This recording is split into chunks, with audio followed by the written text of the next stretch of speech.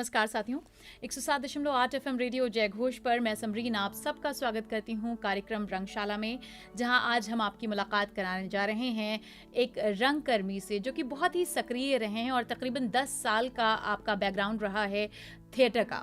हम मुलाकात कराने जा रहे हैं आपकी ज्ञानेश्वर मिश्र ज्ञानी जी से। बहुत बहुत स्वागत है सर आपका। नमस्कार। अगर आपकी बात की जाए तो आपने ऑडिटोरियम से निकाल के नाटक को विद्यालयों तक पहुँचाया है और साथ ही साथ आप हर माह जो है वो नाट्य संध्या का भी आयोजन करते हैं। आपका थिएटर से ये जुड़ाव कब से शुरू हुआ? मेरा थिएटर से जुड़ाव 1986 से शुरू हुआ। 1986 में मैंने लगभग लखनऊ की सभी बड़ी रंग संस्थाओं के साथ अभिनय का कार्य किया।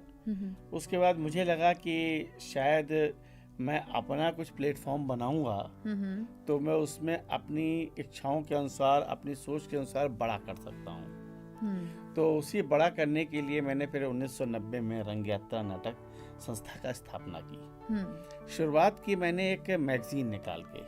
अच्छा। मुझे लगा कि कला जगत की कोई मैगजीन नहीं है, तो रंग यात्रा नाम से मैंने एक मैगजीन निकाली और उसको करीब 3 साल मैंने चलाया और वो काफ़ी इंडिया भर में जाती थी, लेकिन आर्थिक परेशानियों के कारण वो मैगजीन मुझको बीच में बंद करनी पड़ी। उसके बाद हमारी रंग यात्रा संस्था का नाटक की शुरुआत हो गई और हम लोगों ने नाटक करने शुरू कर दिए।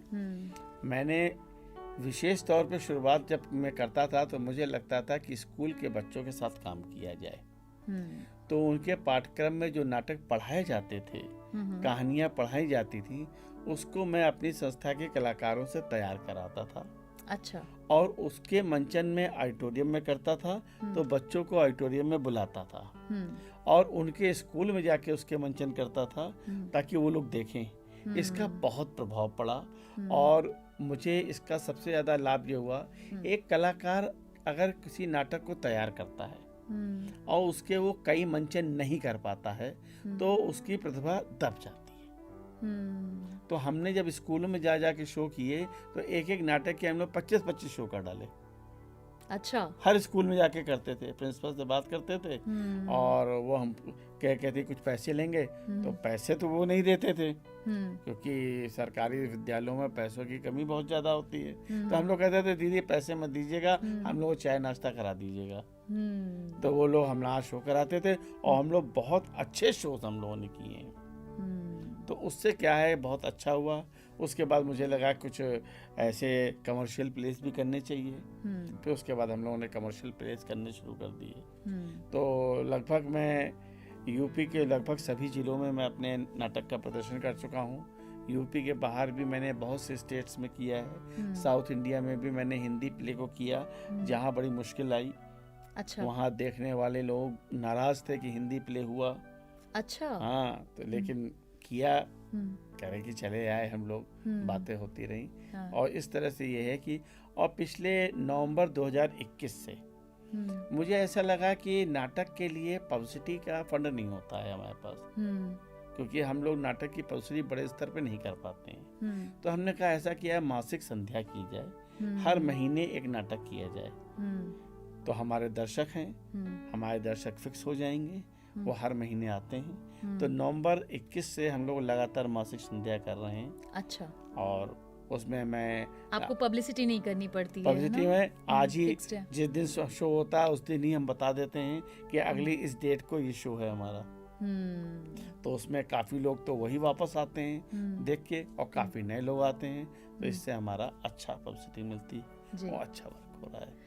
आपने बात की कि ये जो हमारे यंगस्टर्स हैं इनमें बड़ा आजकल थिएटर को लेके जुड़ाव है और ज़्यादा से ज़्यादा लोग करना चाहते हैं। रीज़न ये भी है कि इसको एक सीढ़ी की तरह देखता है यंगस्टर। आप लखनऊ को रोज़गार के तौर पे थिएटर में आप कैसा देखते हैं इसका भविष्य? देखिए, थिएटर में कोई भविष्य नहीं है, बहुत सीधी सी बात है। अभिनय बहुत कठिन काम है, अभिनय में कंपटीशन बहुत है। सबसे बड़ी बात यह है कि व्यक्ति सीखना चाहे। मेरे पास बहुत यंगस्टर्स आते हैं, वो सीखने के उद्देश्य से नहीं आते हैं, बस उनको घोल के बस 1 महीने या 15 दिन में कुछ पिला दीजिए, ताकि वो पर्दे पर काम करने लगे, बड़ी बड़ी फिल्मों में जाने लगे। और यहाँ पर लखनऊ में जो फिल्म की शूटिंग हो रही है उसने यहाँ के अभिनय करने वाले कलाकारों को बहुत ख़राब किया है। अच्छा, बहुत ख़राब किया है। यहाँ के लोग जा कर के क्राउड में खड़े होते हैं, 400 रुपये 500 रुपये मिल जाते हैं, उसमें वो खुश हैं। हफ्ते महीने में अगर 10 दिन भी काम मिल गया तो 4000 रुपये उनकी जेब में आ गया। उसके लिए वो दौड़ते रहते हैं, भागते रहते हैं, इसलिए वो थिएटर में नहीं आते हैं। क्योंकि हमारे यहाँ भाई पैसा तो मिलेगा नहीं कोई खास, और महीने भर की रिहर्सल 2 घंटे 2.5 घंटे कौन करे। तो सीधी सी बात है, सीखने की ललक नहीं है यंगस्टर में। यंगस्टर बहुत जल्दी आगे बढ़ना चाहता है, जिसके कारण यह है कि वो नहीं बढ़ पा रहा है, बहुत अच्छे आर्टिस्ट नहीं निकल पा रहे हैं। अभी हमने शुरुआत में बात की थी कि आपने नाटकों को पारंपरिक ऑडिटोरियम से निकाल के विद्यालयों तक लेके गए हैं, और अगर नई शिक्षा नीति की बात की जाए तो वहाँ पर भी रंगकर्म को पाठ्यक्रम से जोड़ने की बात की जा रही है। इससे आप कितना सही मानते हैं? बहुत सही बात है, और हम तो चाहते हैं कि, लेकिन सबसे बड़ी बात यह है कि हमारे रंगकर्म को स्कूलों में पढ़ाने के लिए कोई ना ही कोई सिलेबस है और ना ही कोई टीचर है। आप समझ लीजिए कि नर्सरी क्लास से लेकर के 12th क्लास तक हिंदी और अंग्रेजी दोनों विषयों में नाटक पढ़ाए जाते हैं, लेकिन उन नाटकों को सिर्फ एक हिंदी और इंग्लिश का अध्यापक ही पढ़ा देता है, जबकि उसको पढ़ाने के लिए एक नाटक का विशेषज्ञ चाहिए। अगर इस तरह की व्यवस्था सरकार की तरफ से हो जाए कि नाटक पढ़ाने के लिए नाटक का व्यक्ति रखा जाए तो हमारी पौध बहुत अच्छी निकल सकती है।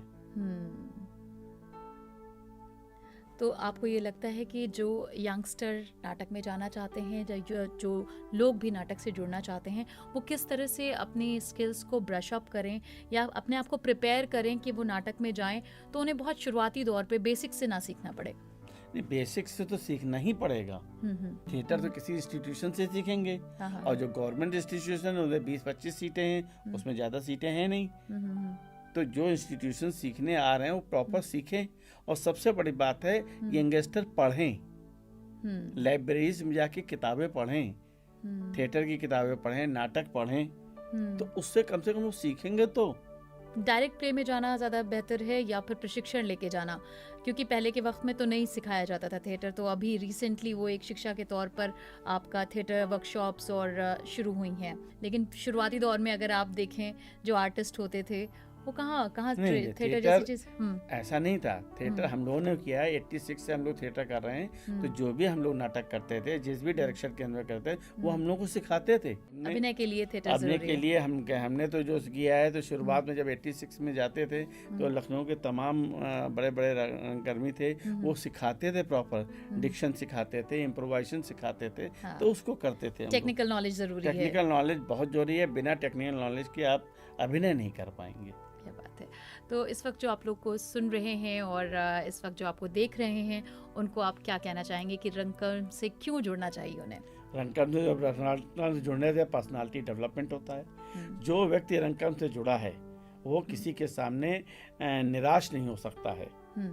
रंगकर्म करने वाले की पर्सनालिटी डेवलप होती है, उसके अंदर आत्मविश्वास आता है और विल पावर पैदा होती है। इसलिए रंगकर्म जरूर करें, और रंगकर्म करने के लिए सबसे ज़रूरी है पढ़ें जरूर। यहाँ पे हमारे संगीत नाटक एकेडमी की लाइब्रेरी है, भारतीय नाट्य एकेडमी की लाइब्रेरी है, जहाँ पे किसी तरह का कोई शुल्क नहीं लिया जाता है। बच्चे वहाँ जाएं, प्रॉपर बैठ करके कम से कम किताब पढ़ें, नाटक की किताबें पढ़ें, नाटक के क्या कहते हैं कंसर्न की किताबें पढ़ें, तो उनको ज़रूर इस बात में अब लाभ मिलेगा और वो अच्छे रंगकर्मी के रूप में निकल पाएंगे।